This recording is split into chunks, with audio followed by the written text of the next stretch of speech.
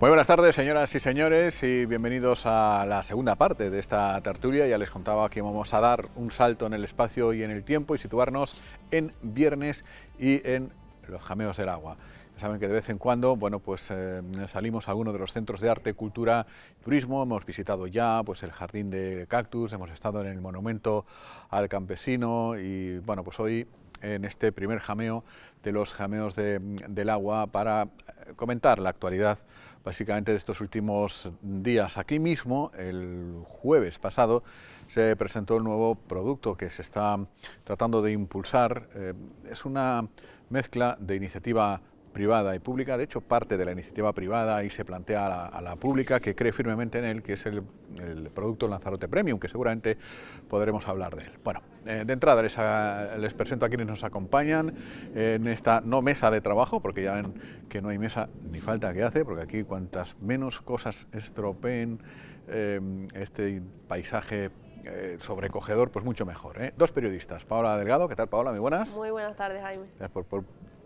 Por una vez te sacamos a la calle. Sí, por favor, encantadísima de cambiar, como dices, de esa mesa de trabajo a este pedazo de espacio. Además, ¿no? tú eres vecina de aquí prácticamente, ¿no? Sí, sí. Además, ahora estoy en Arrieta, cada vez más cerquita, Más así que cerca, con lo cual... luego.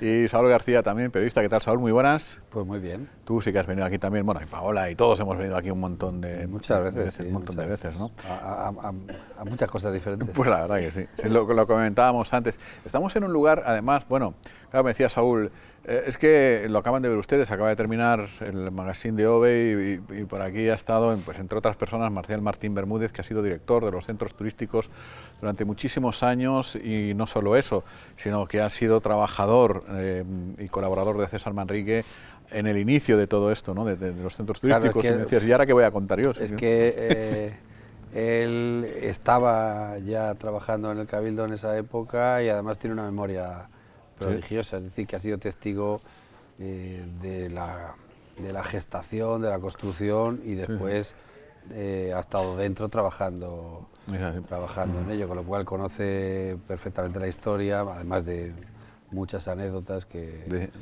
en fin, que no sé yo qué es lo que vamos a poder contar. Que no podremos enriquecerlas, desde luego. Y me comentaba Marcial que justo aquí, donde estábamos, bueno, ya les hemos contado muchas veces, y ustedes me imagino que lo sabrán, que nada de lo que está en los centros turísticos está dispuesto al azar. Todo tiene un sentido útil, un sentido estético, en fin, todo está pensado para algo, ¿no? No hay nada que haya sido, bueno, pues esto se quedó aquí y aquí lo dejamos. Y aquí, justo donde estamos ahora mismo, se sentaba César Manrique junto con su equipo de colaboradores y diseñaba. Él, pues como yo, tenía una cuartilla, un bolígrafo, iba diciendo, pues aquí tiene que ir esto, allí tiene que ir lo otro. Me decían que en lugar de una cuartilla, un trozo de folio, cogía los blocs de comandas del restaurante. Se ponía aquí, pam, pam, pim, pam. Él lo dibujaba todo a mano y luego pues se lo daba a los decoradores o a los ingenieros y a los arquitectos. Que era como el espacio que le inspiraba, ¿no? Digámoslo claro, así. Lo tenía todo en la cabeza, diseñaba y claro, él sabía él lo tenía todo en la cabeza, pero no tenía, como es lógico, los cálculos, ¿no? Necesarios para que no se caiga el edificio. Sí, es que, bueno, se ha dicho muchísimas veces, pero es así. Los centros, tal y como se hicieron en su momento, no se podrían hacer hoy porque todas las intervenciones, no solo porque esté en un espacio natural, sino porque las intervenciones requieren de un proyecto previamente aprobado y visado y presupuestado para que se hagan y digamos, los jameos, tal y como los vemos ahora, tardaron mucho en ser lo que es hoy. Desde su inauguración en el año 66 hasta ahora se ha transformado, ha ido creciendo, digamos, el auditorio es de los años 70 y es verdad que la forma de trabajar de César era estar, bueno, al pie del cañón y cada cosa tiene su porqué, cada planta tiene su sitio. cada elemento decorativo Además, no es al azar. Lo comentaba Marcial, ¿no? Que lo estaba escuchando antes, que se pegaban noches y días enteros aquí. Nos decía que incluso dormir por los cojines por ahí, precisamente al pie del cañón, como bien dice Saúl, porque la idea era pues lo que vemos hoy en día, ¿no? Eran espacios vivos, ¿no? Hasta que no estaban terminados del todo. Yo les recomiendo, si no lo han visto, el documental Las manos, que narra la historia, y es uno de los momentos, en fin, más divertidos que te encuentras en ese documental, que debe ser de obligado visionado por parte de todas las nuevas generaciones, ¿no? Conforme vayan teniendo edad de entender las cosas. Y hay una parte, en fin, que es que define muy bien cómo era César, y al mismo tiempo la dureza del trabajo de aquellos tiempos, cuando la construcción del auditorio de los Jameos del Agua, ese episodio de decir, no, César nos hizo poner todas las piedras aquí, cuando las teníamos todas aquí, nos dijo. Sí. Bueno, claro, los Jameos es, bueno, digamos que es la quinta esencia de los centros de arte, sí, cultura y turismo, ¿no? Es el más famoso, es probablemente la mejor obra espacial de César, pero esto era casi un vertedero, ¿no? Sí, casi. Y tuvieron que hacer una pequeña vía con unas vagonetas para sacar piedras, porque las sacaban a mano, es decir, tiene un gran esfuerzo y mucho trabajo. Y a mí me gustaría también acordarme, lo ha nombrado Marcial Martín, de José Ramírez Cerdá, que impulsó con César los centros de arte, y yo creo que él ha contado alguna anécdota, pero hay una que se dio aquí en Los Jameos en una visita de Manuel Fraga, cuando era ministro de Información y Turismo, y Pepín había puesto un sistema, digamos, de financiación de los centros en el que no necesitaba que primero le dieran el presupuesto, sino que los centros se iban haciendo con los remanentes de otras obras que sí tenían presupuesto, como de carreteras o de otras infraestructuras. Y entonces César le comentó, lo que cuentan es que César le dice a Pepín, dile, delante de Manuel Fraga, dile al ministro cómo es eso que hacemos con el dinero para hacer. Entonces Pepín se quedó blanco, salió del paso, y bueno, luego, porque después es verdad que el ministerio dio muchos fondos para terminar, e incluso hubo un proyecto aquí en Los Jameos de puerto deportivo y de hotel. Claro, si tuviéramos que no se llegó a hacer. Si tuviéramos que tipificar, ¿no?, un poco ese comportamiento, pues igual rozaría la malversación, ¿no? Sí. Destinar dinero público para un uso para el que no estaba pensado, ¿no? Sí, lo que pasa es que no es lo mismo hacerlo para llevártelo a tu casa. Exactamente, o por a tu partido, que para crear los Jameos del Agua. Yo creo que todo eso la pirula que hacemos con el dinero entiende cualquier persona, ¿no? Hoy lo agradecemos que se haya hecho eso, desde luego. Hombre, y tanto. Y que no había... A ver, son los expedientes de modificación de crédito. Efectivamente, no que hubiera una porque cada céntimo de peseta en ese momento estaba controlado. Sí. Es decir, estaba todo contabilizado al céntimo. Es verdad que primero se hacía y después se ajustaba, ¿no? Bueno, se omitía ese paso que hoy sería la tan famosa modificación de crédito, es decir, que cuando se aprueban los presupuestos el dinero está para esto, para esto, para esto y para esto, y si lo de aquí te hace falta para allá, pues nada, te reúnes, modificas el crédito, lo pones y ya está. Pero vamos, que si los Jameos y los centros en general son un ejemplo de gran intervención en la naturaleza, también son un buen ejemplo de buena gestión. Sí. De buena gestión política y administrativa. Claro, porque Paola es, en fin, no hace falta sino verla, que desde la generación de la generación donde las obras han costado pues igual el 50 o el 60% más de lo que estaban presupuestadas, y no siempre ese dinero se ha justificado luego en esa obra. En todos los centros de arte, cultura y turismo, lo que está aquí es lo que costó. Tal cual. Es decir, no se había inventado esa maldad de que, por ejemplo, para hacer un pabellón de Argana, que todo el mundo sabe que igual estaba presupuestado en 6 o 7 millones de euros, acabó costando 14 y todavía está cerrado, ¿no? Y también hay que decir que se trabajaba mucho. Era otra época, las alternativas a trabajar en el Cabildo daba en ese caso Vías y Obras, ofrecía un trabajo fijo que no daba ni la pesca, ni el campo, ni todavía el turismo era muy incipiente, pero se trabajaba mucho. No sé si era un trabajo duro. no sé si era, ahora no recuerdo, si eran los viernes por la tarde cuando ya cerraban, cuando terminaba el trabajo de la administración, o los sábados por la mañana cuando no había trabajo de la administración, que salía la cuadrilla Morales, César, Soto. Habitualmente eran los sábados por la tarde. Los sábados por la tarde. Sí. Y se recorrían todos los centros. No solo los centros, se recorrían todas las obras del Cabildo. Podían ser carreteras, exacto, sí, o eso. podían ser muros que se hacían aquí en el norte o en otros lugares. Recorrían todas las obras. Pero por sistema, sábado por la tarde. El sábado solían salir sobre las 3 de la tarde y salían en dos. Salían en un jeep del Cabildo, salía Jesús Soto y Luis Morales, y en un taxi, porque el Cabildo no tenía más normalmente coche. Era el taxi de Machín, pero a veces era en otro taxi, porque el Cabildo no tenía coche. Salían el conductor, César Manrique, José Ramírez Cerdá y Antonio Álvarez. Y siempre daban una visita con los trabajadores, se paraban a hablar con quien fuera, y siempre terminaban aquí. El taxi de Machín era el taxi número 1 de los de Arrecife. Lo que estamos aprendiendo aquí. Sí, de verdad, yo me quedo anonadada. Yo digo, es un profundo estudioso de la obra de Manrique, él es más modesto, siempre dice esto es historia, historia reciente de Lanzarote. Se nota. La verdad. No, pero desde luego que no hay más que verlo, y yo hablo, hacer referencia también a lo que hablaba la guía turística, porque la verdad que también me parecieron unas palabras, en fin, hablamos mucho también del tema de los guías turísticos, y se nota que, bueno, ya lo decía, ¿no? Fui guía de la Cueva de los Verdes, ahora estoy en Los Ameos y estoy enamorada de cada uno de los sitios. De hecho, prácticamente es que casi se emociona en pleno programa, y creo que eso también es sentirlo.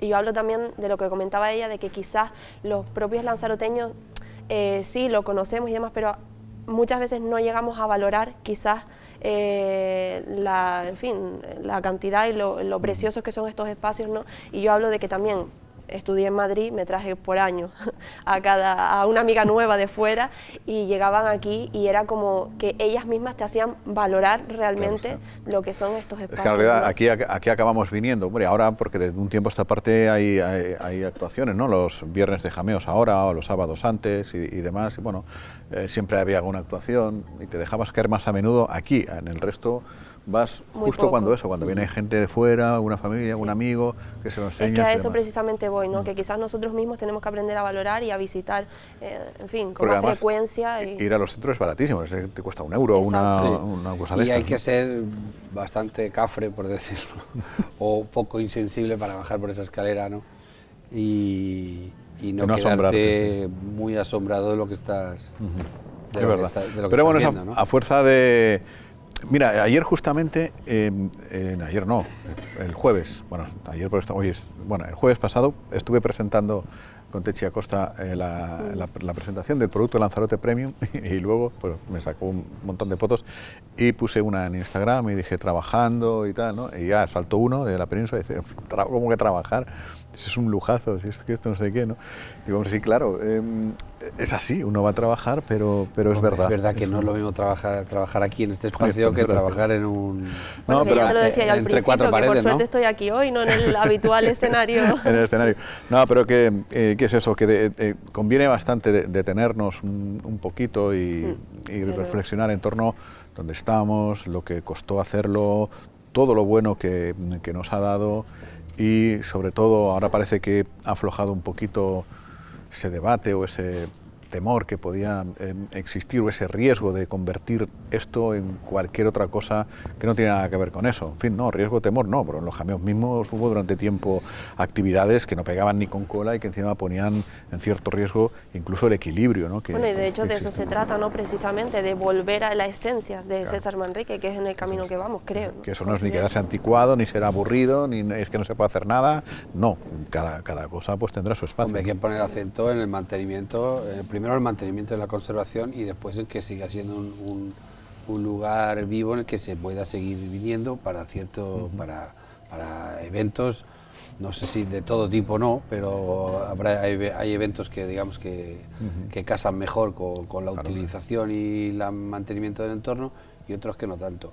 Y ha habido momentos en que no ha sido así, y ya no me refiero a los eventos, sino a que durante 10 años estuvo cerrado el auditorio de James del Agua, prácticamente fueron 10 años, en fin, y luego hubo problemas con la instalación del montacargas, estuvo parada la obra, ha habido momentos que esa obra ha dejado la vista desde fuera, dejaba mucho que desear. Se judicializó también el tema de la cocina de Jameos, que eso no contribuyó en nada a tener una imagen limpia incluso, ¿no? Porque muchas veces la gente puede confundir o le puede quedar en el recuerdo líos que nada tienen que ver con la belleza del lugar, ¿no?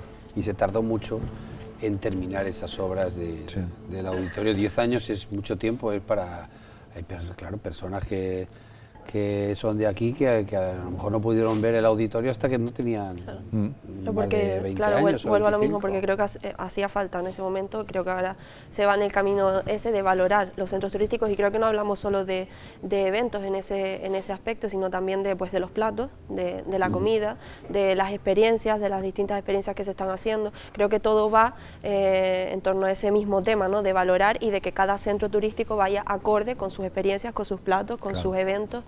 Y es que es una maravilla. Cuando veníamos con el coche para arriba con Saúl, comentábamos lo maltratada que está la vegetación en Lanzarote, ¿no?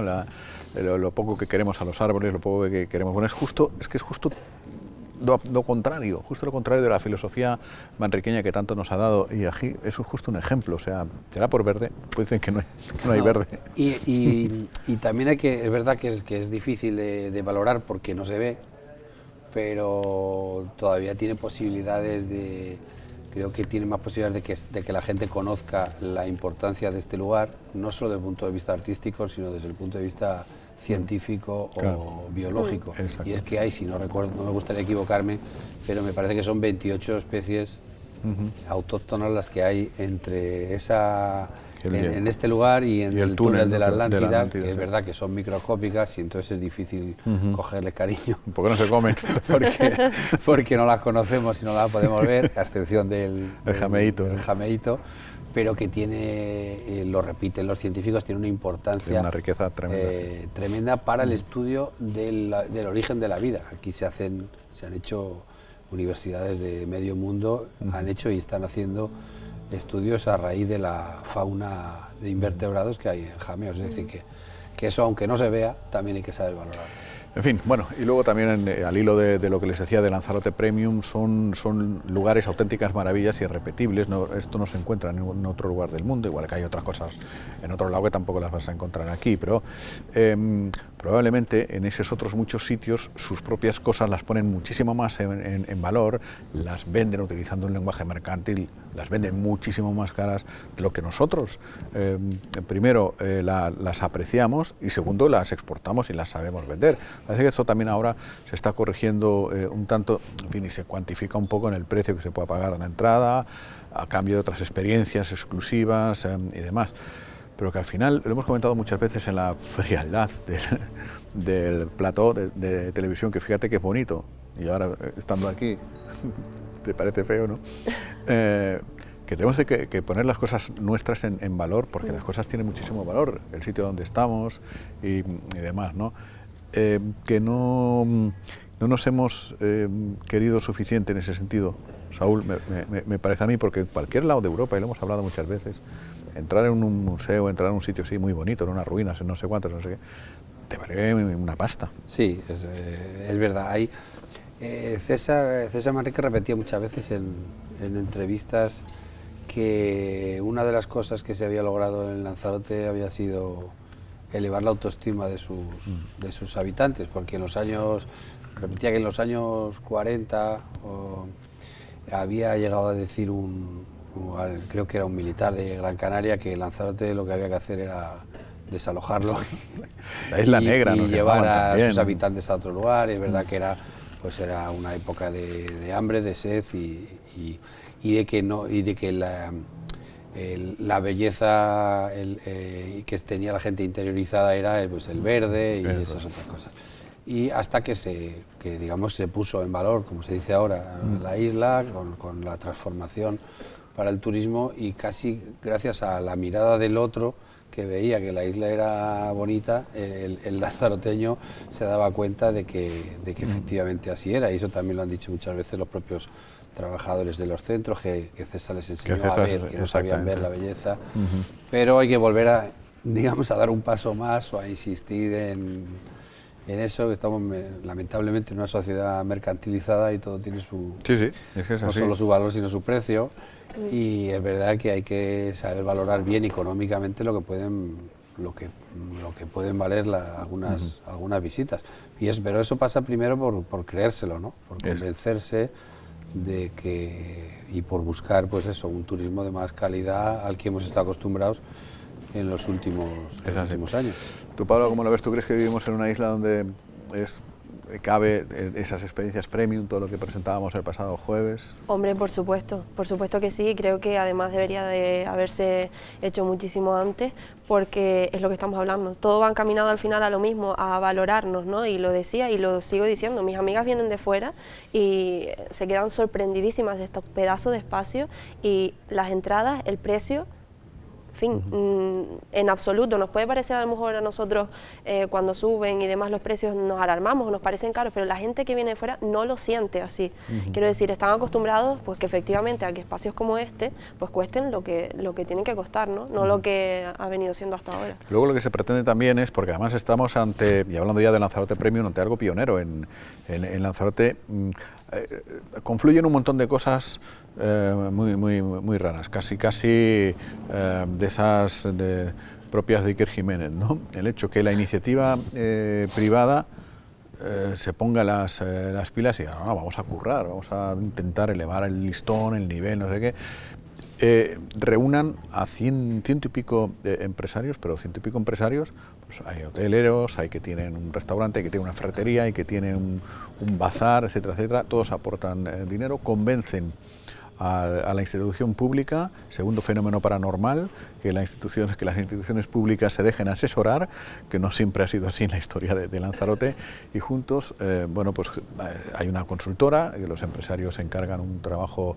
minucioso, que lo defendió el juez Yolanda Perdomo, que trabaja, que además eso también hay que celebrar, es una lanzaroteña con talento y preparadísima, mujer, que exportamos al exterior, y al final se trata de que la gente venga a Lanzarote, ¿para qué nos vamos a engañar? Gaste más dinero, que es de lo que también se trata, porque al final de eso vivimos todos o casi todos, y tenga posibilidades de hacer cosas para que se gaste el dinero, porque siempre decimos, no, es que tiene que venir turismo de calidad, pero tiene que venir... Pero claro, el turismo de calidad no viene aquí tirando los euros por ahí, viene aquí dejándose el dinero si hay cosas que le atraen, y no estamos hablando de comer ostras ni nada por el estilo, sino experiencias, un paseo por la Jeria, yo qué sé, una cura de salud, un concierto íntimo, cosas.